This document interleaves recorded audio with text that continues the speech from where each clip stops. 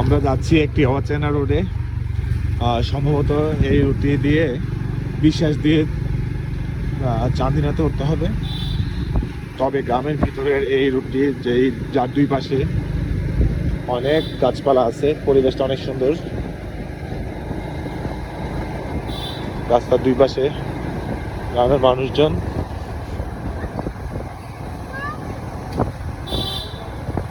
খুবই সুন্দর একটি পরিবেশ। বলতে না বলতে সামনে গ্রামের সেই ভাঙ্গাচুরা রাস্তা, কাদা মিশ্রিত রাস্তা।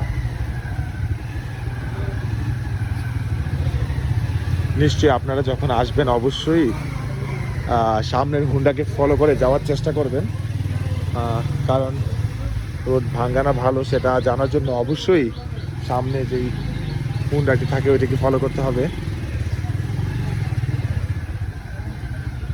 আমাদের সবচেয়ে বড় সমস্যা হচ্ছে আমরা এই রুটটিতে আগে কখনো আসিনি।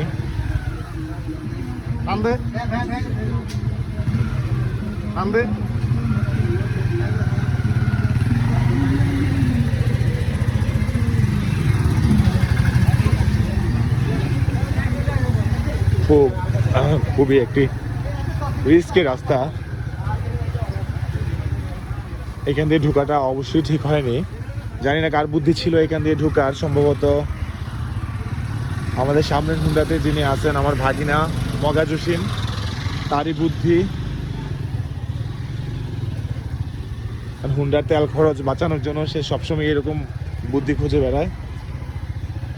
আমাদের দেখাচ্ছি হাঁসগুলা। গ্রামের ভিউ সবসময় এত সুন্দর হয়।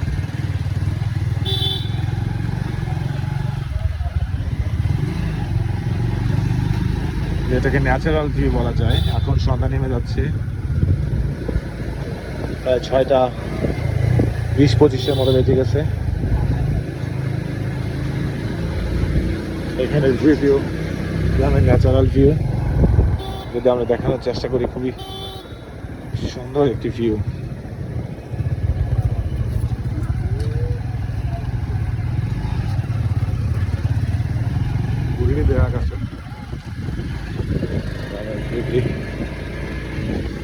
অসাধারণ অসাধারণ ভিউ।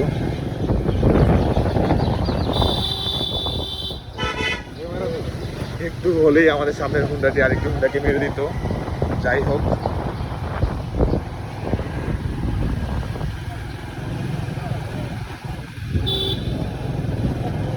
এই যে অনেক দিন পর আমরা একটি কচু ক্ষেত দেখতে পেলাম, যেটা গ্রামে না আসলে সচরাচর দেখা যায় না। প্রচুর পরিমাণ আয়রন থাকে, যেটাকে আমরা লৌহ বলি। সম্ভবত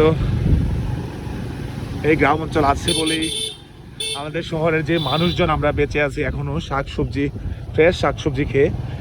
এই গ্রামের খেটে খাওয়া মানুষদের জন্যই এটা সম্ভব হয়েছে।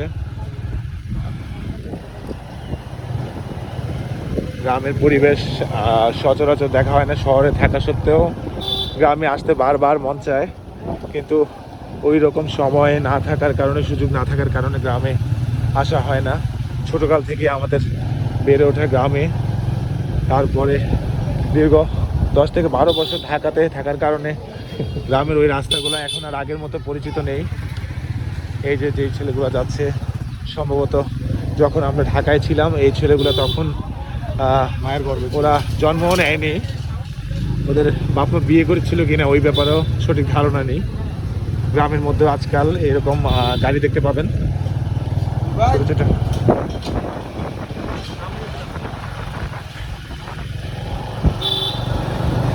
একটু আগেই আমার একটি ফ্যান ফলোয়ার্সের সাথে দেখা হলো, যে আমাকে ডাকলো পিছন থেকে, জাহাঙ্গীর আহমেদ ভোলা, খুব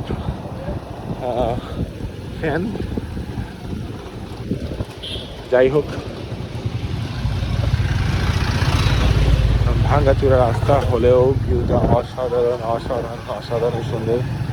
গ্রামের পরিবেশ, গ্রামের বাড়ি ঘর সব কিছুই অসাধারণ।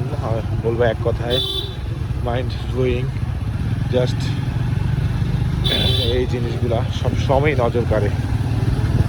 এই দেখেন গ্রামের যেই টং দোকান, পাশাপাশি গ্রামের যেই সহজ সরল মানুষ, এই জিনিসগুলো দেখার জন্য বারবার গ্রামে ছুটে আসতে মন চায়। তো আপনারা যারা আমার ভিডিওটি শহর থেকে দেখছেন অবশ্যই একটু সময় করে হলেও গ্রামে আসবেন, গ্রামের প্রকৃতির সাথে মিশার চেষ্টা করবেন। সম্ভব না হলে একটি দিনের জন্য হলেও দেখার চেষ্টা করবেন, কারণ শিকড়কে ভুলে গেলে নিজেকে ভুলে যেতে হবে।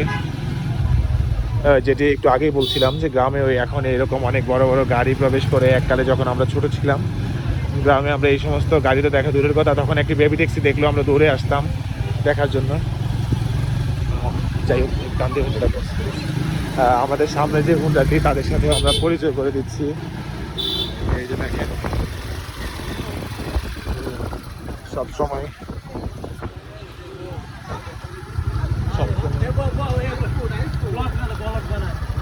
এই যে সামনে যাকে দেখতে পাচ্ছেন আমার ভাগিনা, একটু আগে যে নাম বললাম মগা, মাঝখানে শামীম ভাই। ড্রাইভিং ততটা ভালো না হলে তেলের হিসাবটা ভালোই জানেন। তো যাই হোক, মোটামুটি সন্ধ্যা হয়ে যাচ্ছে। আমাদের ব্লগটি আজকে এখানেই শেষ করলাম। কোনো একদিন আবারও দেখা হবে গ্রামের প্রকৃতি নিয়ে। সে পর্যন্ত ভালো থাকবেন। আল্লাহ হাফেজ, আসসালামু আলাইকুম।